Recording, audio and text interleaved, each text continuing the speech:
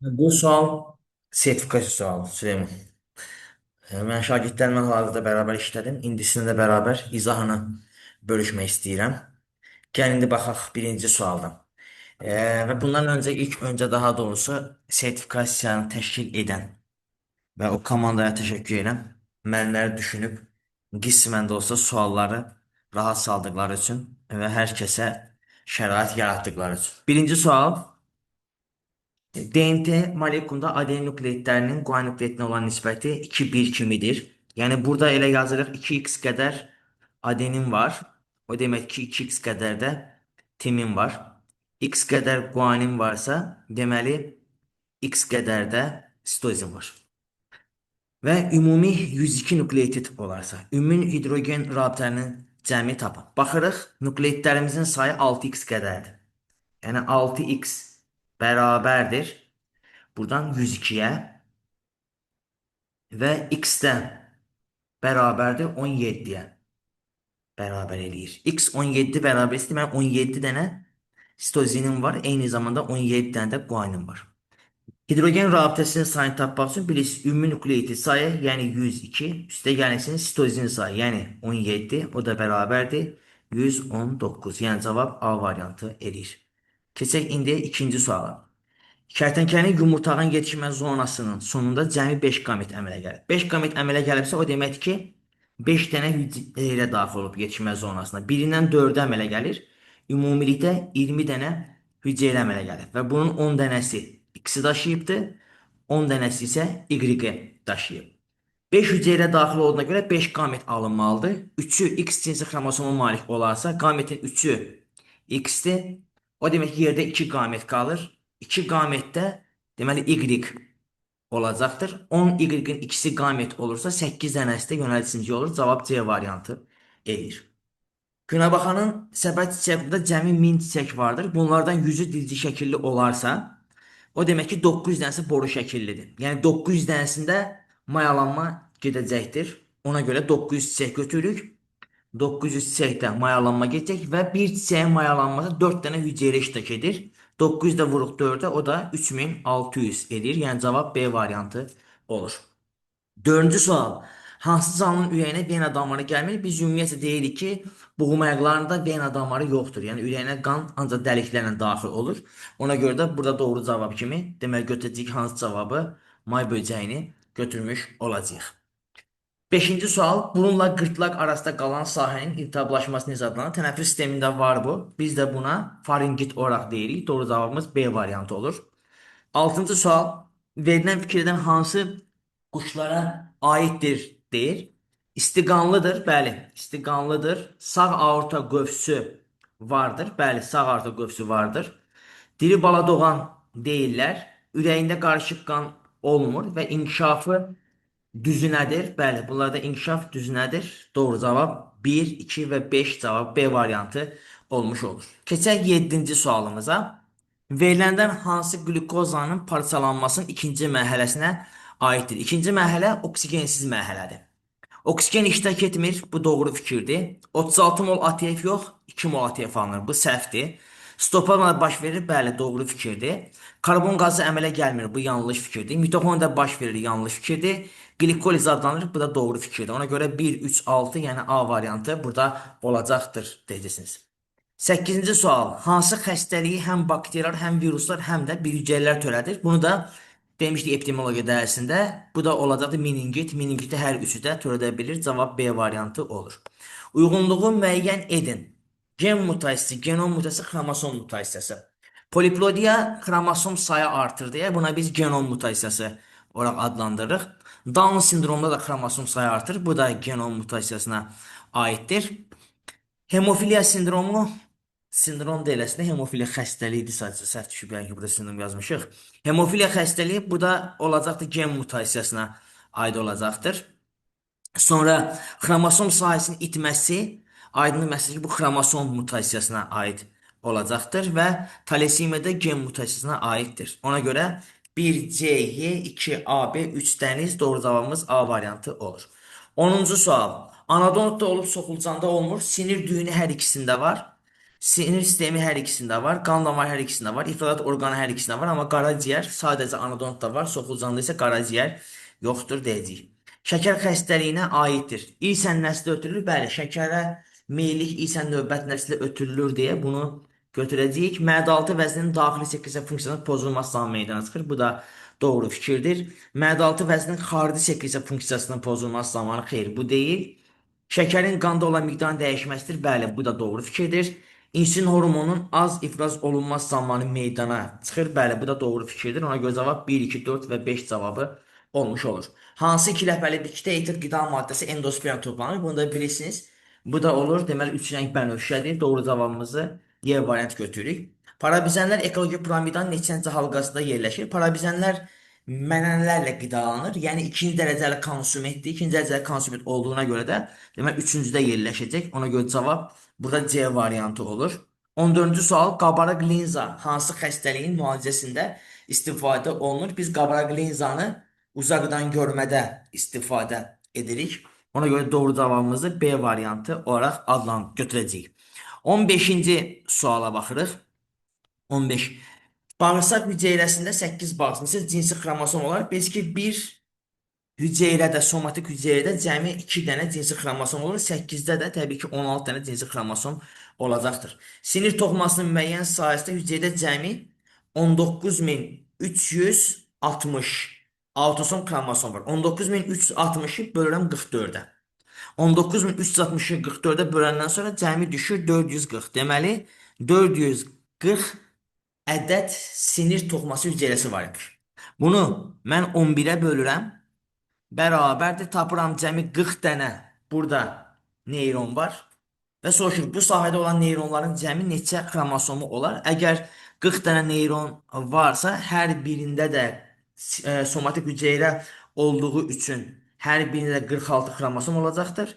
Onu da 46-ya vurandan sonra cavab 1840 edir. B variantı olur. Həşəratla çarpaz tozlanma hansı geoloji erada meydana çıxmışdır? Həşəratla çarpaz tozlanma örtü toxumlar meydana çıxanda mövcud olmuş olur. O da təbii ki, gəlir mezozoya. Doğru cavabımız B variantı olur. Hansında növ sayı daha çoxdur deyir. Təbii ki, növ, cins, fəsillər, sıra, sinif, şöbə, ailəm və növ, cins, fəsillər, dəstə, sinif, tip, ailəm. Ən yuxarı kateqoriya hansısa orada daha çox olar. Burada cavab tip olaraq götürürük. Birinci il məhsul hazırlayanlar produsentlərdir, ikinci məhsul hazırlayanlar isə digərlərdir. Ona görə birinci il məhsul hazırlayanlara xorella, ondan sonra siyanobakteriya və bir də milçək tutanı götürəcəm. A, C, D. İkinciyə isə təbii ki olacaqdır B-ni və bir də Y-ni götürsəm. A, C, D və B-yi, cavabları yazmamışıq bura. Yox, deməli doğru cavab A, C, D və B-yedir. Mamırın cinsi nəslinə aid deyil. Qutucuq mamırın qeyri-cinsi nəsildir. O cinsi nəsil deyil. Ona görə cavab A variantı olacaqdır. Hansı xəstəliyin meydana çıxmasına iştirak edən qametdə iki cinsiyyət xromosomu olur. Təbii ki, Klinefelter sindromunda XXY olur. Yəni qametin birində cinsi xromosomun biri artıqdır. Ona görə cavab D variantını götürürük. İnsanın sol qulaqçıq boşuna bitişik olan damarların sayı, sol qulaqçıq boşuna bitişik olan damarın sayı 4 dənədir. 4 dənə ağciyər venasıdır. O demək 4 bərabərdir 1-ə. Ürəyə bitişik olub içərisində arterial qan daşıyan deyəcəksiniz ki, damarların sayı neçə olar? O da ürəyə bitişik olub içərisində arterial qan daşıyan damarların sayı 5-dir. Yəni bir dənə də ağciyər kötüyünün üzərinə gəlirik. Deməli 5-i tapmalıyıq. 5-də n əgər 4 eləyirsə, o da 4 üstə gəlinsin 1, yəni n üstə gəlinsin 1, cavab A variantı olur. Canlıların çoxalmasına hansı elm öyrənir? Çoxalma bir fizioloji prosesdir. Fizioloji prosesdə öyrənən elm təbii ki, fiziologiya elmidir. Cavab C variantı olacaqdır. Verilənlərdən hansı zülalların funksiyasına aid deyil? Zülalların genetik funksiyası deyə bir funksiyası yoxdur. Energetik funksiya var. Çünki 17 ondalık koza enerji ayrılır, inşaat da var, siqnal da var, müdafiə də var, amma genetik funksiya yoxdur. İnsan asqaridi miqrasiyası zamanı bağırsaq venasından ilk hansı orqana gəlir? Bağırsaq venasından deməli gəlir qaraciyərə, qaraciyər qapı venasından girir qaraciyərə. Ona görə cavab B variantı götürürük. Virusların törətdiyi xəstəlik deyil, vəba bakteriyanın törətdiyi xəstəlikdir.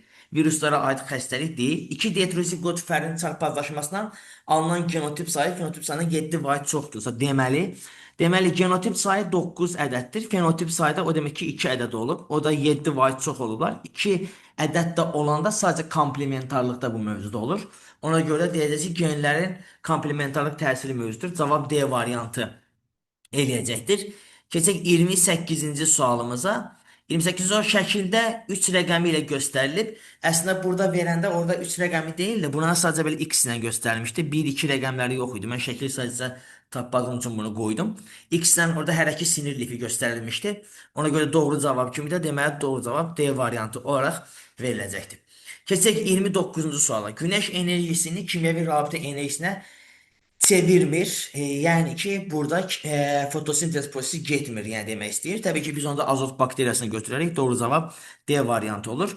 İnsan ontogenezi zamanı ağız boşuna cəmicə diş çıxır. 20 süd dişi olmaqla 32 də daimi diş olmaqla bərabərdir. Cəmi 52 diş çıxır. Ona görə cavab C variantıdır. Şəkildə verilən canlıda degenerasiya uğrayıb balina şəkli idi. Mən də bir dənə balina şəkli tapıb qoymuşam bura. Ön ətrafın sərbəst hissəsi yerindədir. Quşaq ön ətrafın quşaq hissəsi o da var. Gövdə skeleti yerindədir. Arxa ətrafın quşaq skeleti, arxa ətrafın quşaq skeleti burada degenerasiya deyil də regenerasiya uğrayıbsa az qalıbdır. Rudiment halında qalıbdır belə deyək. Yəni orada rudiment kimi qalıb. Tamamilə yoxa çıxmayıb. Amma deyəcəksiniz ki, arxa ətrafın sərbəst hissəsi tamamilə yoxdur bunda da. Onun degenerasiya dedik. Yəni bir daha deyirəm, arxa tərəfin quşaq hissəsində degenerasiya deyə bilmərik, çünki müəyyən bir hissəsi qalıbdır. Ona biz qalıq formada qalıb deyə bilərsiniz, amma şey isə eyni şəkildə deməyəcəyik burada. Bu da olur. Arxa ətrafın quşaq hissəsi yox, arxa tərəfin sərbəst hissəsi Y variantı olaraq adlandıracağıq burada.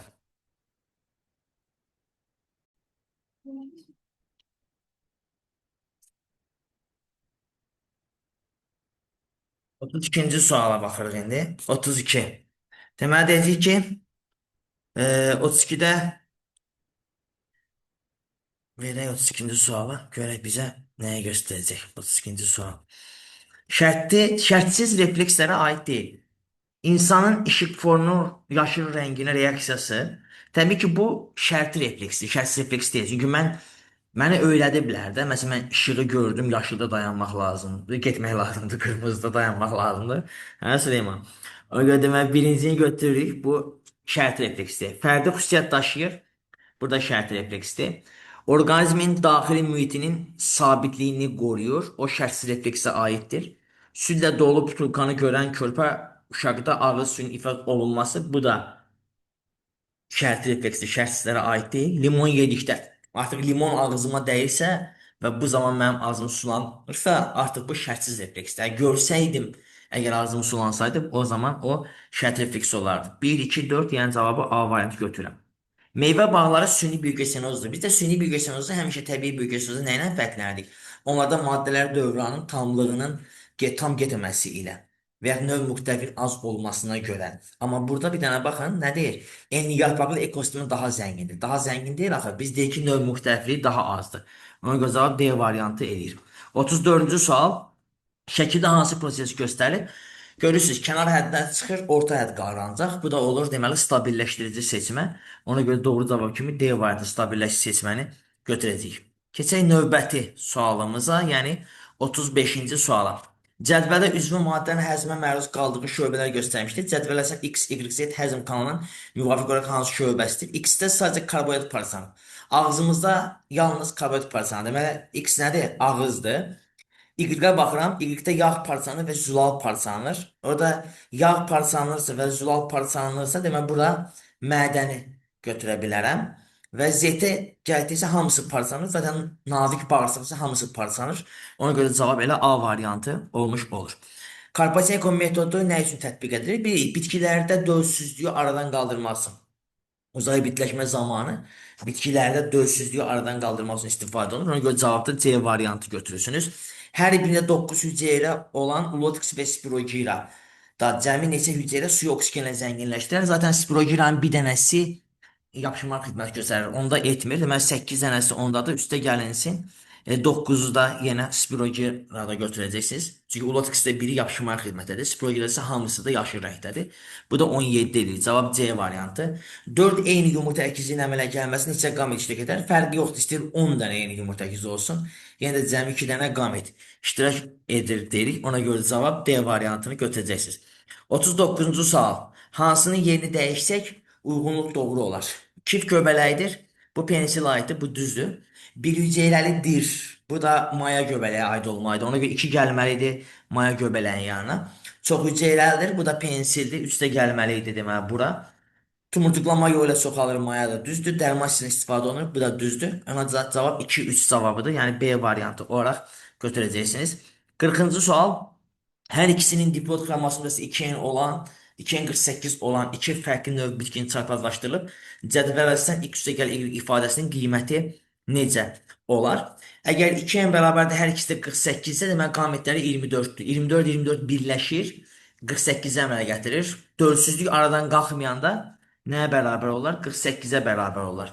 Yox, əgər dölsüzlük aradan qalxarsa 2-yə vuracam onu, 2 də vuranda bu da 96-ya bərabər olar. Biz də 96 ilə 48-i toplayacağıq ikisini birlikdə. Bu da 144 edir. Yəni B variantı olacaqdır. 41-ci sual. X, Y, Z və K müvafiq olaraq necə adlandırılmalıdır? Hə, burada şərtdə əvvəlcə fərqli yazmışdım. Bu dəfə cədvəldə dəyişdim. Daha doğrusu belə verdi. Orqanizm arasında qarşılıqlı münasibətdir. Mən əvvəl cədvəl çəkmişdim, sonra bu sxemi qurdum. Bunu elə bil ki, yaddan çıxardaq da. Və bu biri verib parazitdir. Birində -0. Yəni biri üçün ziyandır, biri üçün isə neytraldır. Heç bir təsiri yoxdur. Belə olduğu halda biz buna amensalizm deyirik.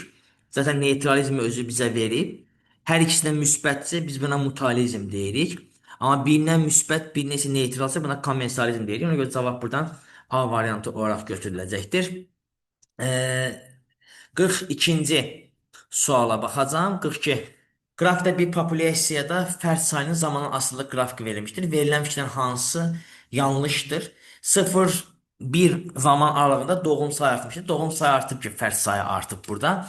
2-3 zaman aralığında doğulan fərdlərlə ölən fərdlərin sayı bərabər olmuşdur. Xeyr, elə deyil. 2-də fərd sayı artıb deyə daha çoxdur. Ona görə cavab B variantı olacaqdır. Sonra keçək 43-cü suala. Verilənlərdən hansı xarici qızığa aid deyil? Yaşıl evqən işığa doğru hərəkəti xarici qızıqdır. Adəm öp xarici qızıqdır. İstər şərait toxunma xaricidir. Amma qanda tiroksin miqdarının artması isə ürək döyüntülərinə təsiri bu daxili qızığa aid olacaqdır. 44-cü sual. Cavabları uyğunlaşdırın deyir. Ön ətrafda qurşağına 7 sümük aiddir. Ön ətraf qurşağına 7 sümük aiddir. Nə bunu sadəcə qurbağaya aid veririk. Həqiqi qabırğalar var. Bu da kərtənkəliyə aid olacaqdır. Həm dəri, həm də ağızca tənəffüs edir. Bu da yenə qurbağaya aid olacaqdır. Sonra qəlsəmə ilə tənəffüs edir. Bu neştərçiyə aid olacaqdır. Döş qəfəsi var. Bu da kərtənkəliyə aid olacaqdır. 1 B-yə, 2 A-C, 3 də D cavab A variantı olur. Keçək növbəti suala. Uyğunluğu müəyyən edin. Eyler-Venn diaqramından uyğunluğu müəyyən edin. Burada da deməli bir qaraciyərdir, bir də böyrəyi bizə veribdir. Daxili maye mühitin tənzimlənməsində iştirak edir. Bunu hər ikisinə aid edirik. Yalnız arterial qan daxil olur. Böyrəyə yalnız arterial qan daxil olur, amma qaraciyərə isə həm arterial qan, həm də venoz qan daxil olur. Yalnız venoz qan çıxır. Bu da hər ikisində yalnız venoz qan çıxır. Həm arterial, həm venoz qan daxil olur. Bu dediyim kimi bayaq qaraciyərə aiddir. Vena damarı daxil olur. Vena damarı da qaraciyərə, bağırsaqdan gələn, sonra yığışan daha doğrusu qaraciyər qapı venası daxil olur. Ona görə də yenidə buraya yazılır. 1 D-Y, 2 AC, 3 B olmuş olacaqdır. 46-cı sual. İnsan embrionda quyruğun olması. İnsan embrionda quyruğun olması təbii ki, bu embrioloji dəlildir. Ona görə də cavabı C variantı götürürük. Gün uzanması hansının ətrafa daha çox oksigen xaric etməsi səbəb olar? Gün uzanması daha çox olar təbii ki, produsentlərə. Çünki onlar fotosintez edə bilər. Cavab C variantı götürəcəksiniz. Hansı bakteriya fotosintez edərkən hidrogen mənbəyi kimi sudan istifadə edir? Sudan istifadə edən yeganə bakteriya siyanobakteriyalardır. Ona görə cavab da A variantı olacaq. hansı öz funksiyasını hüceyrə möhtəvi dağıldıqdan sonra yerinə yetirir? Yəni öldükdən sonra yerinə yetirir. Floema boruları canlı hüceyrədir. Əsas toxuma canlıdır. Yalnız mexaniki toxuma hüceyrələri yalnız deməklə yanlışdır burada. Törəsi toxuma hüceyrələri canlıdır, amma ksilema hüceyrələri isə bu ölmüş hüceyrələrdən olmuş olur. Kənaf bitkisinin endospermi XXX ola bilərmi? Bəli. Çünki kənafda belə deyək də dişi homoqameti, erkək heteroqametdir. Ona görə onun mərkəz hücrəsi XX olacaq. Əgər orada iştirak edən mikrospor da X olarsa, təbii ki, onda endospermdə XXX olar. Ona görə cavab C variantı olaraq bunu götürəcəyik. Bunu da vurğulayım ki, burada suallar tam məzmun olaraq sertifikası düşən sualların eyni idi. Məzmun olaraq ola bilər ki, bəndlərdə yanlış cavablarda və yaxud da deyək ki, doğru cavablarda uyğunluq olaraq, yəni məzmun etibarilə uyğundur, amma şərt baxımından, daha doğrusu cümlə baxımından fərqli ola bilərdi. Çünki bu yadımızda qalan sualların toplanması idi. Ona görə də bunu deməyə özümə borc bildim. Təşəkkür edirəm hər birinizə. Süleyman, çox sağ ol.